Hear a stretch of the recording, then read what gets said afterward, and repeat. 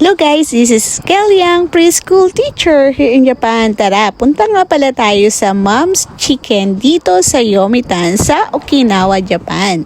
Kasi yung boss namin trinit kaming kumain dito sa Mom's Chicken.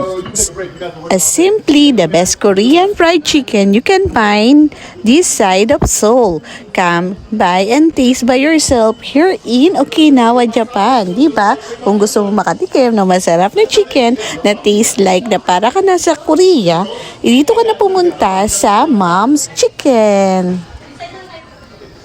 It is freshly prepared. Meron silang super spicy chicken na talagang napakaanghang. The dish is for those who love spicy food and it's made up with the spicy sauce that is sure to make your taste buds tingle. If you can handle the heat, this is the dish definitely worth trying.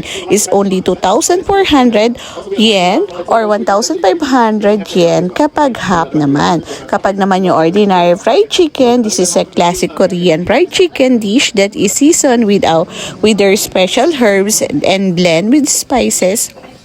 Super crispy talaga siya outside and juicy on the inside. 2,400 yen din and 1,500. First, nung punta kami dyan, nag-order muna sila. Yung mga boss namin, nag-order muna sila. Tapos una nila dinala yung salad. Yung platter ng salad talagang sobrang dami talaga. As in, yung sa isang table namin, 4 kami doon, pero kasya na siya sa amin. Diba? Ang dami. And then with potato and different kind of mga chicken na siniso nila sa iba't ibang mga sauce. Tapos meron din sila mga milkshakes, potato, and everything. Ayan. Yung milkshake, nung pumunta kami doon, may history yan. Kasi wala pang sahod during that time. Sabi namin, gusto namin ng milkshake. Eh di syempre, umorder naman kami. Eh yung nagtitinda dyan, yung may-ari, foreigner yon. Tapos, hindi naman niya naintindihan na magbabayad yung boss namin. Tapos akala niya, ako magbabayad kasi ako yung order. Tapos kinuha nga niya yung name ko. Sabi niya ako daw si Candy. Sabi ko si Kelly. Hindi niya ako naintindihan. Nakala niya Candy. Ayun, ang ending, nakauwi kami na hindi na bayaran yung milkshake namin. 4 pa naman kaming umorder. 3 pala kaming umorder. Hindi namin nabayaran, di ba? Tapos, nasa car na kami.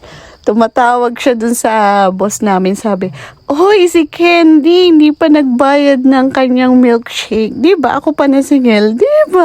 Kaya lang, the other day na siya nabayaran kasi nung bumalik pa yung boss namin, saka siya lang binayaran yung milkshake na in-order namin, di ba? Thank you for watching. Follow back for more.